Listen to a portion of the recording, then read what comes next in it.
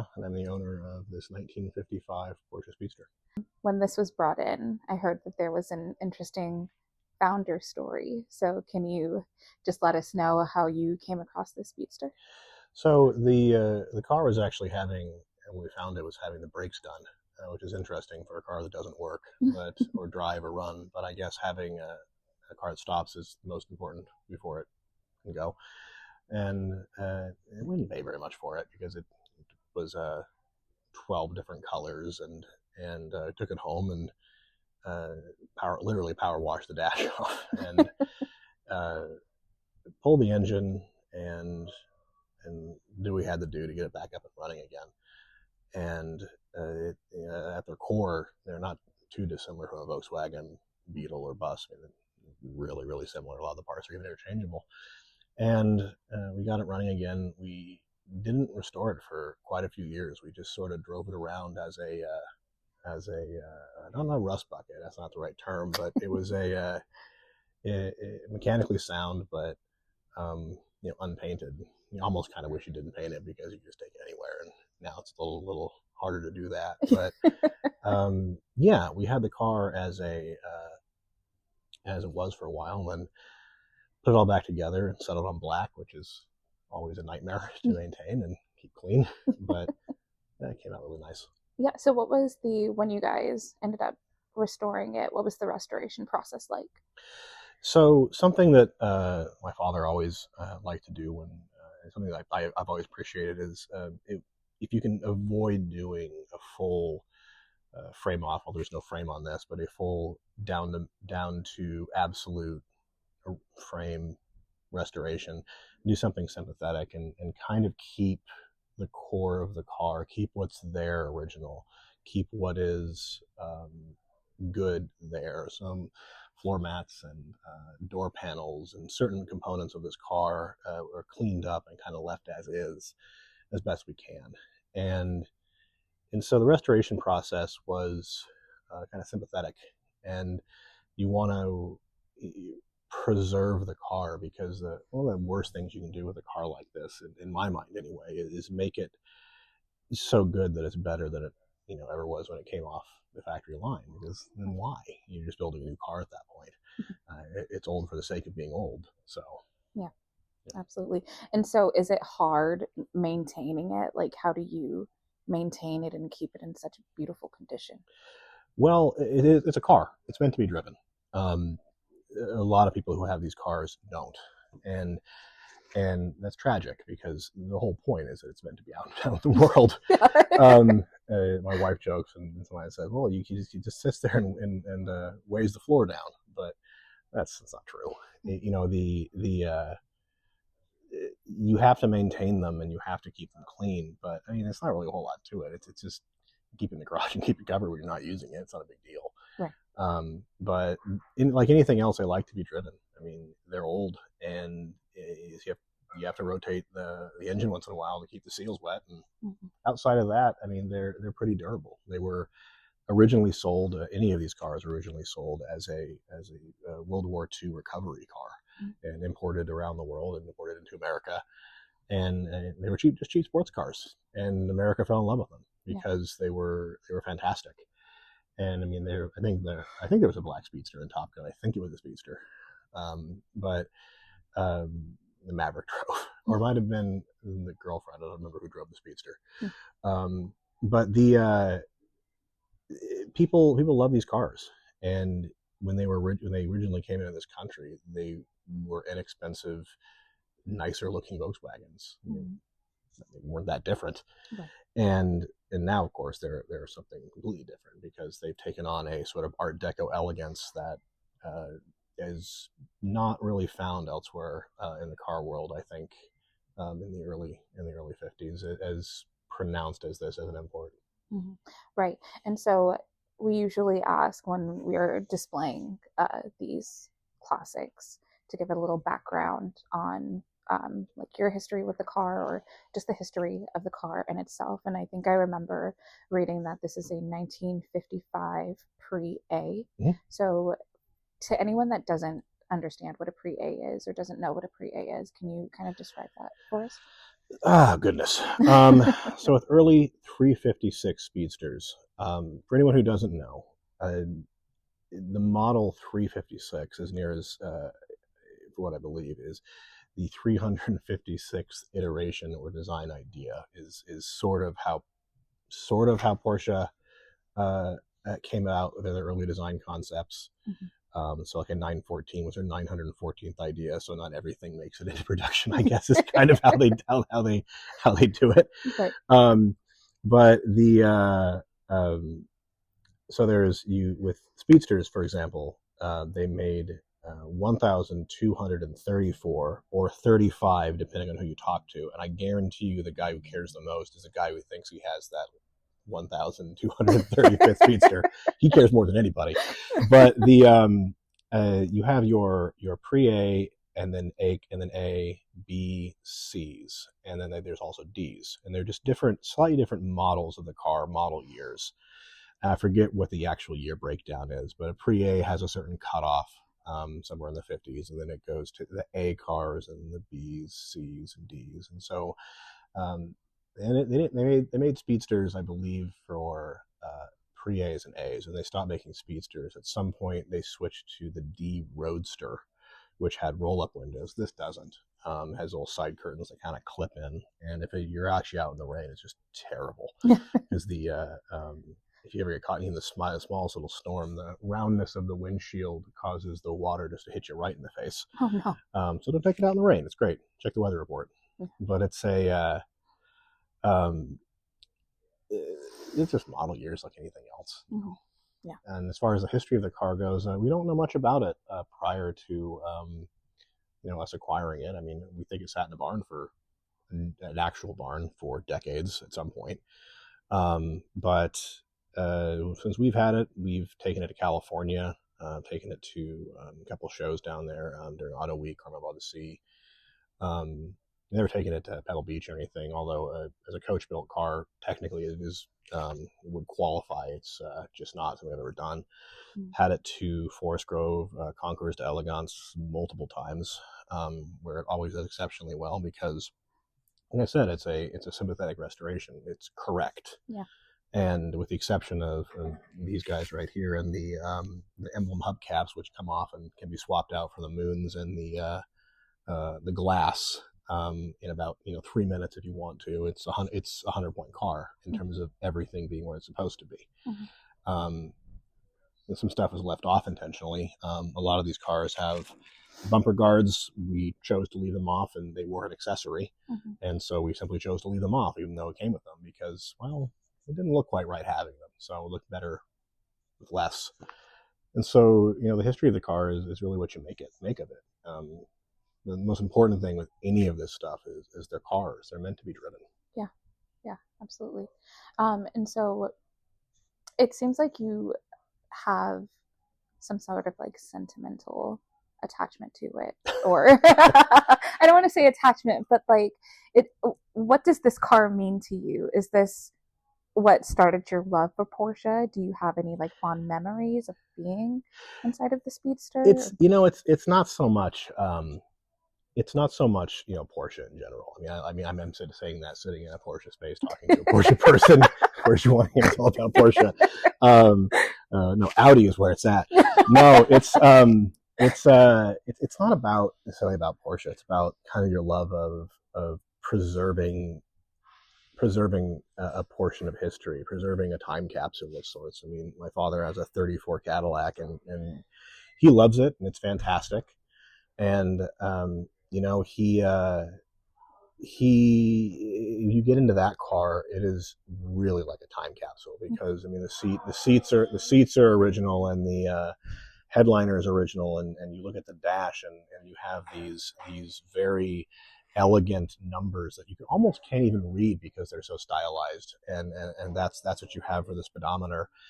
And this is no different. It's a time warp and a time capsule to something to years past, and you kind of have to think about what was going on then and why this car exists and why it's here.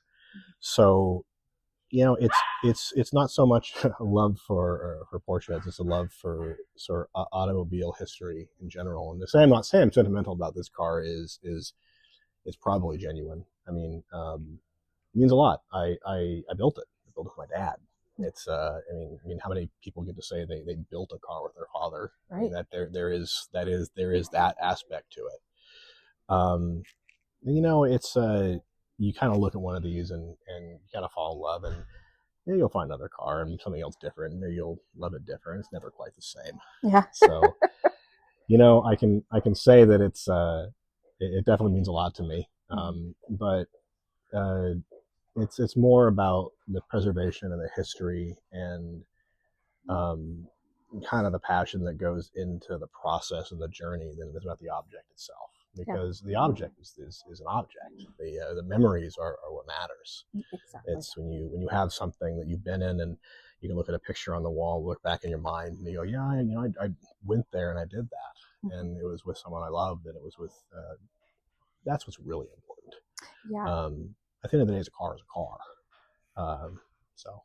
I really appreciate that you put an emphasis on preserving the history, and also like the memories that you have with building it with your dad, for example, working inside of this space and having the classics on display.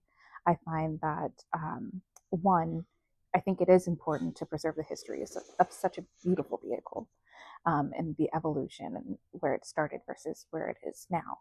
And I also find that a lot of Porsche owners who have these classics, or even just like newer models in general, there's a lot of memories that they have. And so it's really nice that we're able to highlight like these elements. It, like you said, it's a car, it's supposed to be driven, but also it's the memories that they hold. So yeah, I mean, anything that you do with any of your family is important, and I've worked on a lot of this stuff. I mean, I've been working on carburetors and engines and interiors since I was 8 years old, as young as I can probably remember, and none of those memories are bad. It's all good stuff. And the important thing when I say like preserving something and keeping it kind of sympathetically restoring it and making, if it's good enough, kind of cleaning it up and keeping it as is versus simply replacing it. It's earned, and it's work versus simply throwing money and replacing. I mean, anyone can write a check and buy a new floor mat, or anyone can write a check and buy a whole car. It's wildly different than putting it together piece by piece and raising the back end of one of these things up and rocking an engine in place carefully and feeling that clunk as you seat the engine into the transmission. It's different. And it's not for everyone too. It's not to knock people who like to write a check and just drive the car. There's nothing wrong with that. If that's what you enjoy, that's what you enjoy. Right. It's just it's not me. Yeah. So yeah. The engine, when we actually pulled it out the first time, the engine actually has 4 bolts, and in the transmission is just how it sits in there. And there's a tiny crack in one of the wings, and as we pulled it out, we actually sheared off one of the case mounts, and we had to have the whole engine torn apart, which we were planning on doing anyway.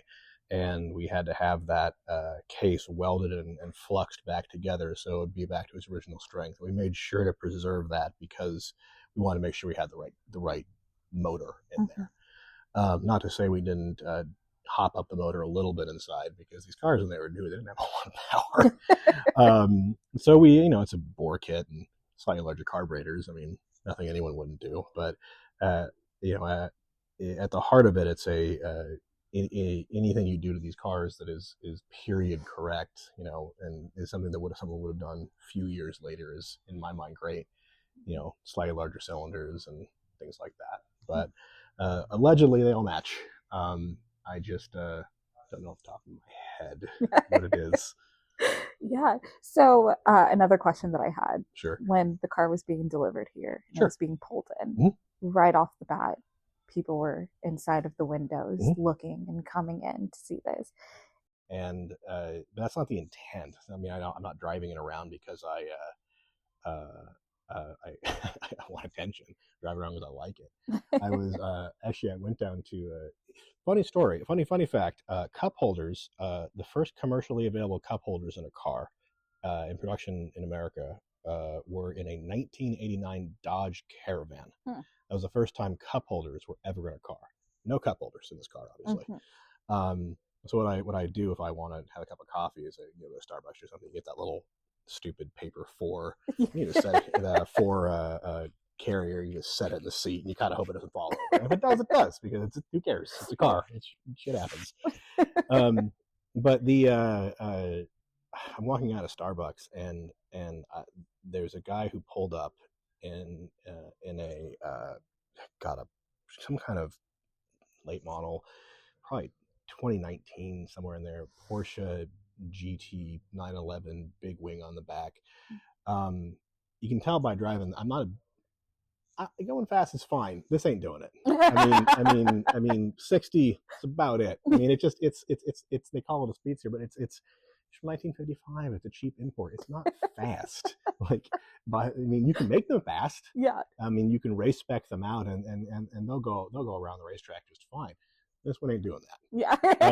It's not race spec. It's not what it is. But this guy has a wing, and he has a look about him, and he walks over, and he is just beside himself over this car, and he's talking. Oh yeah, I love this car. I thought about buying one of these, and this is my 7th Porsche.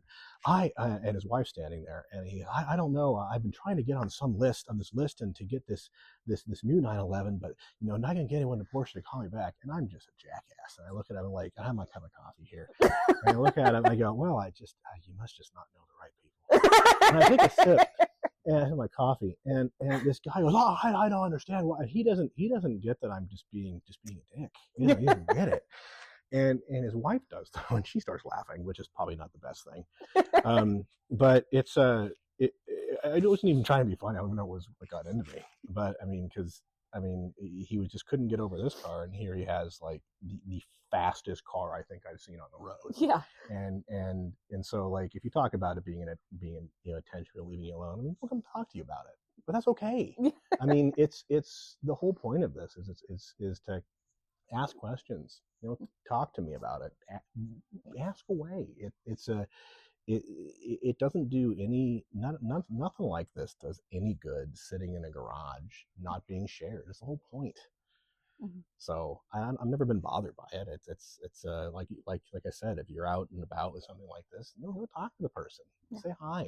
They'll probably be more than happy to talk to you about it, because that's why any of us do this, is because because we want to share. Yeah, no, absolutely. And that's like one thing that I love about meeting people who have these classics, is that they're an open book when it comes to their cars. And not only that, but they know so much information. So it's always interesting engaging in conversation like that. But it's fun. Yeah. I mean it's like I said, it's rolling art. It's different. I mean, if it was really about going as fast as possible, I'd probably drive something else. It's not this. Right. No. So one of our regulars came in here and saw this, thought it was really cool, but he made the point that it looks like a villain's car. Do you ever feel like a James Bond villain when you're driving in it? I mean, I'd rather be like James Bond, but I mean, you have to remember that the villains in all the James Bond movies, for the most part, their lives are really, really great right up until the end. Yeah, like they're doing fantastic, and then this guy just comes and just ruins their fun time. No, I've never. The villains. No, what you have to remember is villains drive Jaguars. That's what villains drive. Yeah. A proper Jag is a truly villainous car. Villains don't drive Porsches. Right. That's impossible. Villains drive Jaguars. Everyone knows that. Right. Yeah, well, I didn't know that. It's also really tough to be a true villain without a British accent. This is true. I can't pull it off. I love it. And so my last question for you is, do you have any advice for anyone who wants to restore a classic, or who aspires to have a classic? Um, Start small. Um, don't take on more than you really can, and it doesn't necessarily have to be a classic. I mean, everyone likes different things. I mean, if you there's a guy on Instagram I follow who is restoring like and this is why I know the couple thing, who's restoring an '89 Dodge Caravan. I don't know why, but that's what he wants to do. Mm-hmm. And he's tearing apart the motor and he's going by step, making his daily driver. And I guess, I mean, technically, an '89 Dodge Caravan is all 30 years old, so I guess technically it's approaching classic age. Um, I only say that, and I say start small, is don't take on something that is just truly unreasonable for your skill set. Mm-hmm. Take on something that can be cleaned and that lets you learn and let you start out and let you move forward. And something that you can take and do pieces of initially if you've never done it before, because otherwise you're just going to be buried in it. Mm-hmm. And then 2 years later, you have this thing apart in your garage, and you're like, I hate this, because of course you do, because you've never had a chance to have fun with it. You've never had a chance to do anything with it. So start small, but also challenge yourself, because if you don't challenge yourself in this or any aspect of your life, and what's the point? Mm-hmm. You have to try to make it interesting. Mm-hmm. So yeah, it's really the goal is to make something neat, and you have to make sure it's something you can actually accomplish, though. Yeah. It was such a pleasure being able to sit here and talk with you. This is probably the funniest thing I've ever done in my entire life. So that's okay. Yeah. And thank you so much again for letting us display. It's such a beautiful, beautiful vehicle. No, of course. No, it's I'm happy to have it here. You have a really interesting space down here. Thank you. Anyone who hasn't stopped by the Porsche studio here in the Pearl, you really should stop by. It's fantastic. You heard it here first. It's wonderful. You have a great little event space here. They have wonderful cappuccinos. That's my plug for my third one. No, it's wonderful. It's wonderful to be here. I'm happy to have it here in a space where it can be shared, and in a weird winter, winter time. But yeah, anyway, thanks for having me. I appreciate it. Yes, of course.